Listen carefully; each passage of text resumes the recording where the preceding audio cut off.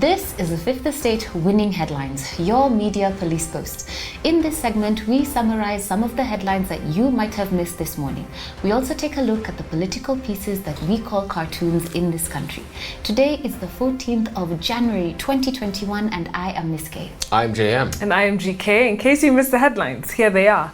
In the Daily Nation, Kangata outwits Uhuru's power man. In the Standard, the RUTO question. And in the Star, Kalonzo to RUTO, you gave all top jobs to Kalenjins.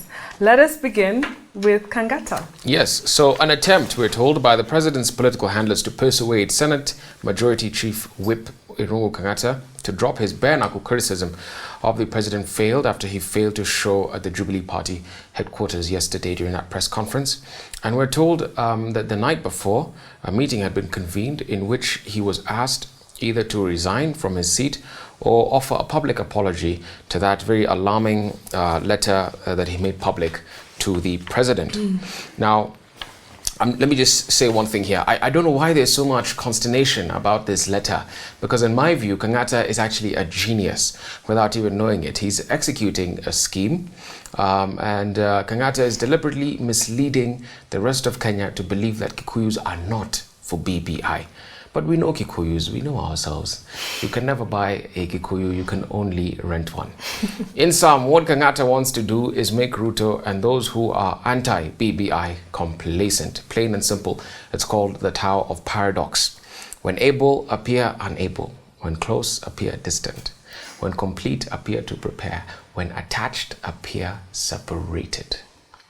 Wow, I like that. The Tower of Paradox. Yes. And actually, I do believe he should not be vilified for telling the king or emperor that he might be naked. I think they could use this point as an opportunity to break down BBI, why it works for you, why it should matter to you, why you should be for it, if at all. The interesting thing is, it reminded me of a movie that I watched recently. It's called The Dissident. It's about the killing of Jamal Khashoggi. And one thing he always used to say was, say it and be done with it. And I think Kangata did that. He said it, he was done with it, do with it what you may. Please. Yeah. Yes. So we have in the Standard, the RUTO question. But before we get there, I'll read out the criteria that we will use. We ask ourselves, is it topical or speculative? Is it repetitive or groundbreaking? Is it thoughtful or just plain lazy? Yep. What are we keeping it? I think we keep it for now. Keep it for now. Okay. Parking bay. So the RUTO question in the Standard, and there they're asking us, is this a loyalty test? And they're saying that the DP is being ambushed from all sides by forces who accuse him of undermining the president's agenda and being a stumbling block to the BBI and the idea of a rotational presidency. So the article is quite has many moving pieces, but one of them is that the different parties are setting the grounds for impeachment of the deputy president. Now, my only advice is that impeachment should be swift, it should be organized. We don't want any of the tardiness that was there last year. I think if you're going to make a decision, make it. Yeah. Then there's also this idea that he's criticizing the rotational presidency, but in my opinion, if he's not offering us the alternative, then he really is just opposing for opposing's sake. What I like about BBI, or one of the features, is that, you know, it's telling us that inclusion is a right, it's not a privilege. And so you're institutionalizing this idea that everybody should get that chance. However, class and identity are two things that are inseparable, in my opinion. So I think we need to have this debate. It is the time to have this debate. The other thing that they mention in the article is that Jubilee Party will not be floating candidates in the by-elections in Matungu, Kabuchai and Machakos due to the handshake. However, if the DP does float the independent candidates or those that are in the United Democratic Alliance, then we know that he is going against his party. And then again here I ask, should Jubilee have such a mess going on in the run-up to a referendum and an election? Very valid question. Someone needs to put their house together. Yeah, put the house together. Absolutely. May I just say one thing on this headline? The calls for RUTO to resign or even for him to be impeached are totally in order. Not because he is William Ruto, but because he has expressed ambition and he to succeed the president. In parliamentary democracies, this is the practice the world over. In the UK, for example, once in a political party you are contesting for the prime minister's position or party leader position, and the incumbent is still in that seat. The right thing to do is to resign from that seat, and then you go and contest for the position. That's what usually happens. Yes. And that's why this is in order for him now to step aside. Yeah, the DP ought to read the clean hands doctrine. Operate in good faith. He who comes to equity must come with clean hands. There you go. So in the Star. In the Star, Kalonzo to Ruto, you gave all top jobs to Kalenjins. In this article, the former Vice President Kalonzo Musyoka launched an attack on Deputy President William Ruto, and he said that he has shown his hand and that he is not a nationalist and should not declare himself as one, because he laid bare his cards in how he allocated the 50% share of the cabinet that he had in the 2013 cabinet, which he says he gave to Kalenjins. In fact, he said that he gave the example of the former Health Cabinet Secretary Cleopa Mailu, who was bundled out of the cabinet after the Jubilee re-election in 2017. He said that he followed this conversation with the president, and he found out that the president was okay with having Cleopa Mailu stay on as cabinet secretary, and that he believes that the exit was orchestrated by the DP, which left the whole Kamba nation without a cabinet secretary. And he goes on to claim history where he says that they are a community that has always had a member in cabinet. In fact, sometimes two members in cabinet. As a rebuttal, Belgut MP Nelson Koech, a RUTO man, and a Kalenjin, might I add, defended the DP by saying that the 2013 appointments met the constitutional threshold. He also throws a jab, and he says that since Kalonzo is now on talking terms with the president, he should ask the president to clear up the cabinet and create a space for the Kambas if they so wish to have one. I like that. So, who do we give our winning headline? I am leaning towards the Star. Let's go to the Star. There you go. Yeah. The Star gives us our winning headline. Onto the political pieces that we call cartoons in this country, where we also have a three-part criteria. We ask ourselves, is it humorous or dry? Is it satirical or pessimistic? Is it effective or just plain lazy? Can we begin with the Daily Nation? Yes, in the Daily Nation, we have a just plain lazy cartoon, in my view. So, caricatures here of Uhuru and Raila spinning their table, saying, let's reinvent the wheel and try rotational presidency. And on the table is Kalonzo, who's seated. And then Mudavadi, Ruto, and Gideon, who's in red shorts and red shoes. They're up in the air, they're spinning, and they're quite anxious. And besides them is a ballot box talking about basically the Uhuru succession in 2022. Yeah, so. Why do they always draw Gideon Moy as a baby? I know, Dr. Gideon. He doesn't stand a chance, it seems. I'm not particularly inspired. I agree with you. Okay, there we toss the Daily Nation. Yeah. In the Standard, we have a cartoon by Gado, JSC shortlist candidates for the Chief Justice, and there you have a lineup of, his stereotypical MPigs, technocrats, sheep in, I don't know, wolves' clothing, tigers, everything. Just shady-looking bunch. And I think here we're being told that the options to fill the Chief Justice are not looking great. They are looking much like the other arm of government, the legislature. It's a commentary on the judiciary. I really like, my favorite character here is a sheep. I think that one should be admitted. She looks really cool. She looks really cool. She's classy and what have you. Boots, yeah. Ah, okay. So we can keep the commentary? Keep that one. Okay, let's see. What is in the Star? In the Star, we have a singular caricature, that of the Ugandan president, Yoweri Museveni, in all positions. In fact, today Uganda votes for their president, and he is the vote officer, the security, the observers inside the ballot box, a yellow-topped ballot box, wearing yellow boots and a yellow shirt. He's also the police and the army. I think while they're saying the caption is Uganda decides, truly what Ozone is saying is Museveni decides. Oh, this is hilarious. I love it. Yeah, I think we should give this our winning cartoon. I do, I love it. There we go. Let's give it. The Star gives us our winning cartoon. And now for our final thought, but before we get there, please remember to hit the like button and to subscribe to our YouTube channel. This week we are still looking at a singular book titled We Need New Stories, Challenging the Toxic Myths of Our Age of Discontent by journalist and Sudan native Nasreen Malik. For anyone who's not been with us this week, the book examines 6 myths that have contributed to this, our age of discontent. On Monday, we looked at the myth of political correctness. On Tuesday, we looked at the myth of the reliable narrator. Yesterday, we looked at the myth of virtuous origin. And today, we look at the myth of damaging identity politics. The chapter on this myth begins with a very macabre and sad killing of UK Labour MP Jo Cox. And she intentionally, that is the author, does not give the name of the killer. She leaves him unnamed. And when he was asked his name, this is her narration in the book, in court, once his trial began, Cox's killer replied, "Death to traitors, freedom for Britain."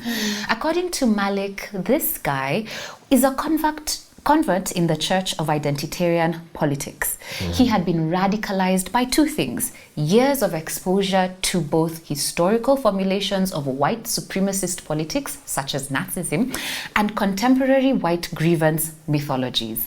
The former, that is the historical formulations, advanced the ideology that the world should be organized around racial hierarchy, demanding more power for white people, especially white men. Read slavery and colonialism. And the latter, that's contemporary white grievance mythologies, demanded the restoration of power to white people, this power that they lost through our independence struggle and the liberation of enslaved peoples. For the author, the murder of Jo Cox signals an alarming trend. That is the downplay of crimes done in the name of white supremacy. Just asking, how many people have been arrested after the march on the Capitol? Just asking. Anyway, she says that in 2018, the far-right terror convictions in the UK surpassed those of Islamic terror organizations for the first time. And in the US, white orchestrated terrorism claimed more lives on US soil than any other identity-based terrorism since 9/11. I think that that's a jarring trend.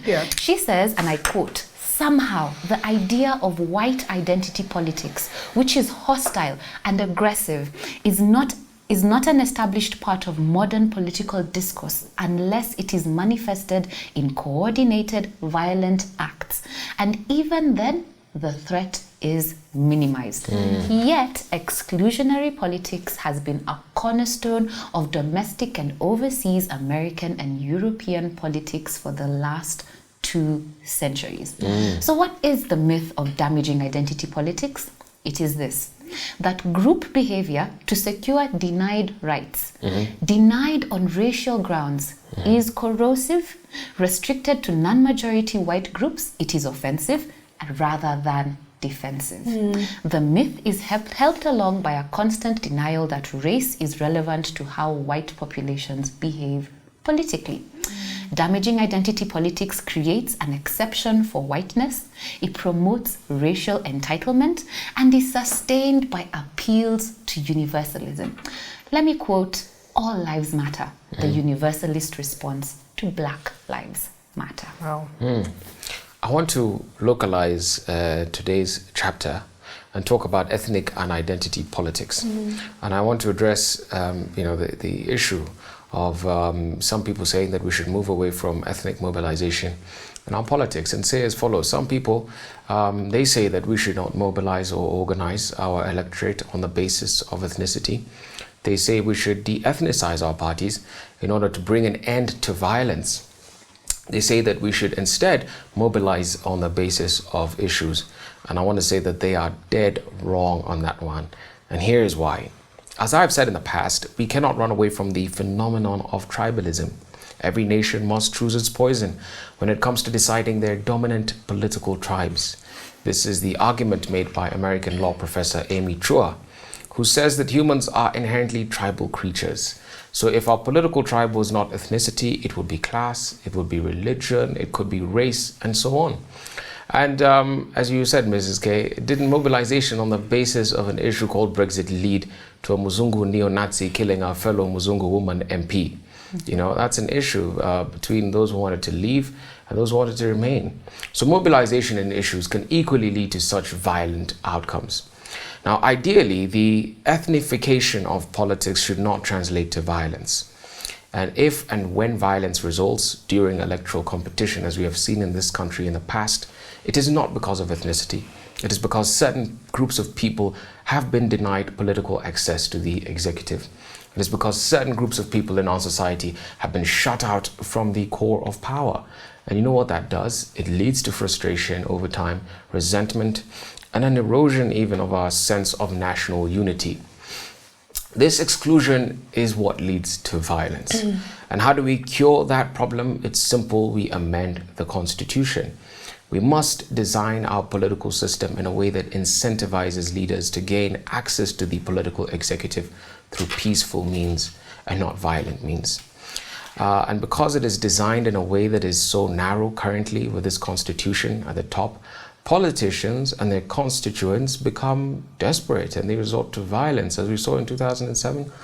And, you know, once again, dear Kenyans, that is the intention of the spirit of the First Amendment as proposed by the Constitutional Amendment Bill of November 25th, 2020.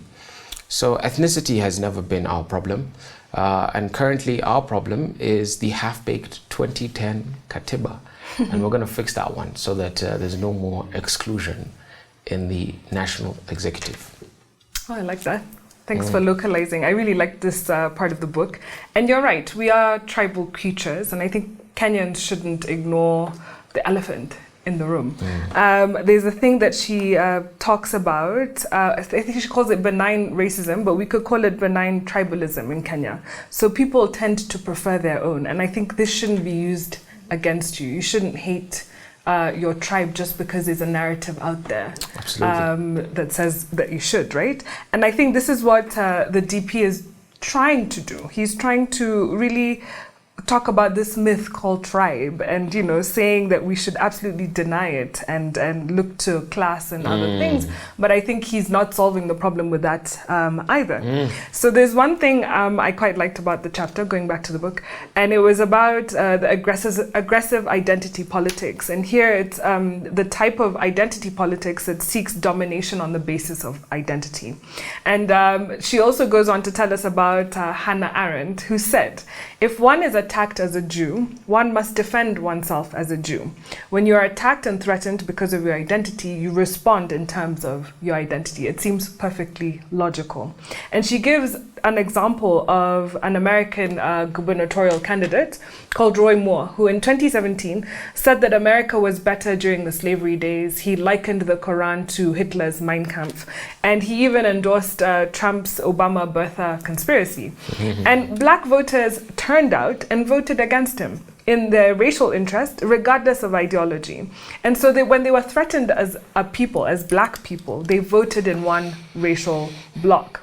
And then she goes on to tell us an interesting phenomenon. So in a book by Michael Tesla, he did some research and he found that the perceptions of Americans of the economy were actually influenced by the color of the president at the time.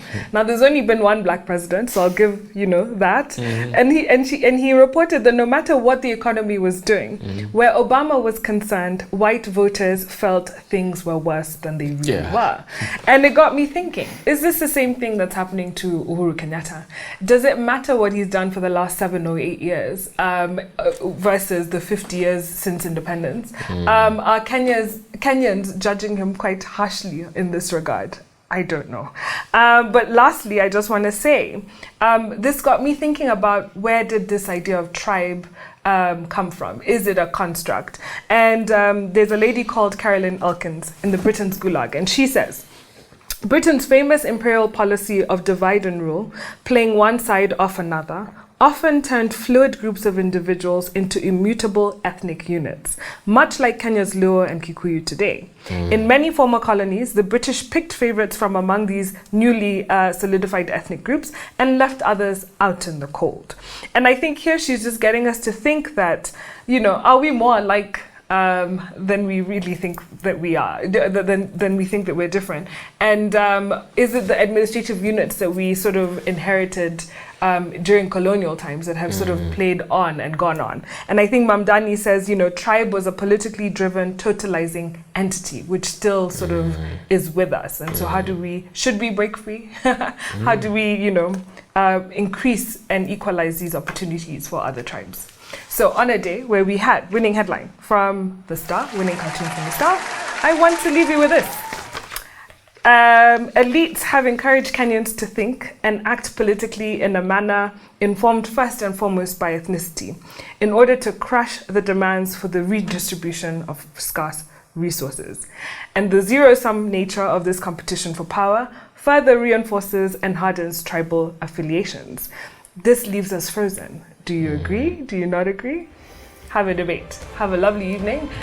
Please subscribe to our YouTube channel, but also find us on TV. We're on GoTV, Prime Free to Air, and Star Times.